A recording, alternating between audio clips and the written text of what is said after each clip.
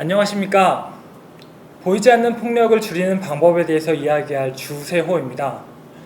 저는 현역 프로 권투 선수입니다.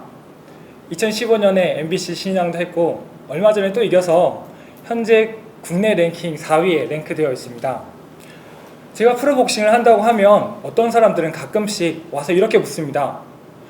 아니 어떻게 그렇게 폭력적인 운동을 좋아할 수가 있어요? 난 진짜 보기만 해도 끔찍해서 볼 수가 없던데. 네, 당연히 이해는 합니다. 실제로 복싱 하다 보면 뼈도 부러지고 피도 많이 나고 그렇습니다.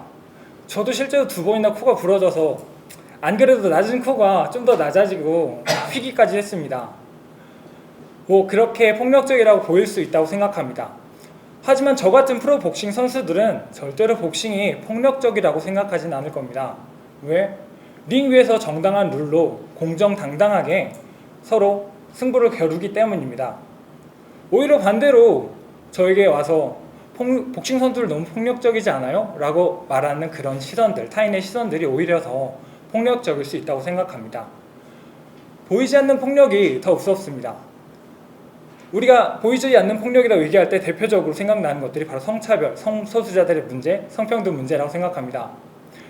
제가 지금 30대라서 결혼에 대해서 굉장히 관심이 많은데요. 제가 어느 날 누군가와 사랑에 빠져서 정말 평생 함께 하고 싶다라는 마음을 먹었는데 국가가 나서서 야 너네 결혼은 무효야, 너네는 인정할 수 없어, 너네는 우리가 지정한 성별로 결혼하려고 하지 않기 때문에 니네 결혼을 허락할 수 없어 라고 말한다면 저는 정말 좌절할 것 같습니다. 별로 살고 싶지 않을 것 같아요.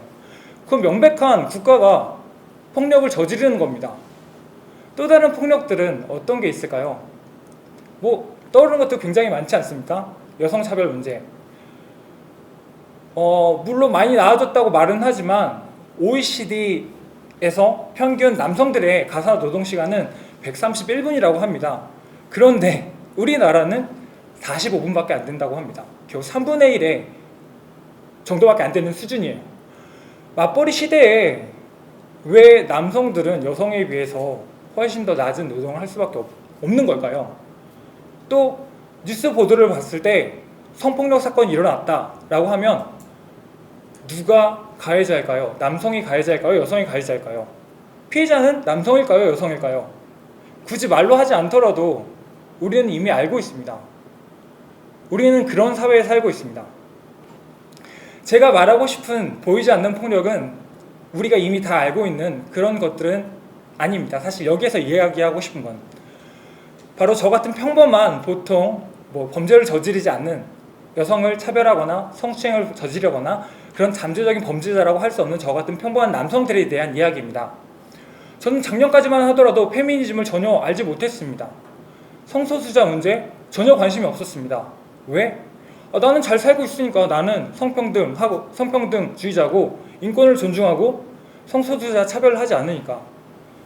그런데 바로 그런 생각, 나는 이미 잘하고 있다는 생각 때문에 이 사회가 변하지 않고 있습니다. 우리 같은 일반적인 80%의 선량한 남성들이 나는 괜찮아, 나는 잘하고 있어, 나만 잘하면 돼 라는 생각으로 그대로 있기 때문에 나머지 그 20%의 끔찍한 사람들이 여전히 나쁜 짓을 저지르고 성소수자들을 차별하는 사회를 유지하고 있습니다. 나만 잘하는 것으로는 부족합니다. 지금보다 조금 더 노력해야 됩니다. 어떤 노력을 할 수 있을까요? 저는 매주 일요일 오후 3시 방배역에서 매주 페미니즘 공부를 하고 있습니다. 우리 남성들이 여성의 현실, 성소수자의 현실을 가만히 앉아서 알기란 굉장히 어렵습니다. 책을 읽고 공부를 하면서 여성들의 의견, 성소수자들의 의견을 더 들으려고 노력하지 않으면 알기 굉장히 어렵습니다. 같이 공부해야 됩니다. 물론 이렇게 얘기한다고 해서 여기 계신 분들이 같이 공부를 하거나 찾아오시거나 페미니즘 공부를 할 거라고 생각하진 않습니다. 하지만 아마 100명 중에 99명은 기존에 살던 대로 나는 잘하고 있어, 난 성평등주의자야, 난 차별 안 해 라고 살 것 같습니다.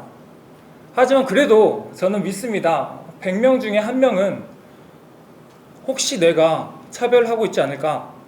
혹시 내가 가해를 저지르고 있지 않을까? 내가 잘못 알고 있는 게 있지 않을까?